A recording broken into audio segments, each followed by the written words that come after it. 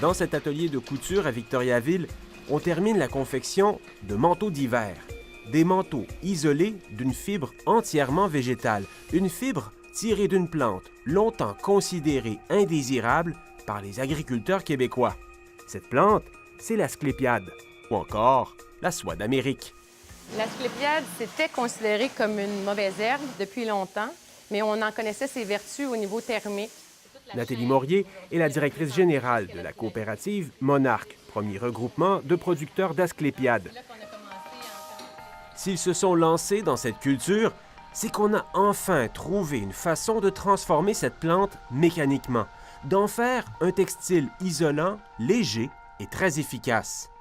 On a travaillé fort, il y a plusieurs années de recherche et développement qui ont été faits pour la rendre, en fait, pour en extraire la fibre et la semence, pour arriver à la transformer en un isolant qui est maintenant disponible sous forme de rouleau, un peu comme l'isolant synthétique.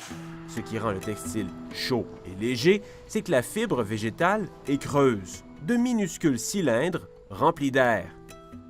On n'a pas besoin d'avoir une grosse épaisseur pour avoir quelque chose de très chaud. C'est ce qui fait la différence. On peut le conserver très mince qu'en avoir une toute aussi grande chaleur, ce qui fait qu'on arrive à faire des vêtements plus près du corps.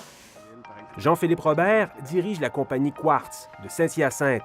C'est la première entreprise à commercialiser un manteau isolé à l'asclépiade. Aujourd'hui, on fait une série limitée. On est très content du résultat parce que ça s'est très bien travaillé. Et nous, on a fait des tests avec ces prototypes-là l'hiver dernier. Et ça a vraiment très bien réagi au froid.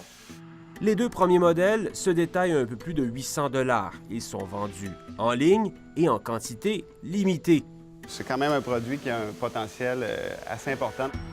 Mais si les récoltes de ce qu'on appelle la soie d'Amérique augmentent comme prévu, on pourra bientôt lancer une production à plus grande échelle. Ici Vincent Maisonneuve, Radio-Canada, Victoriaville.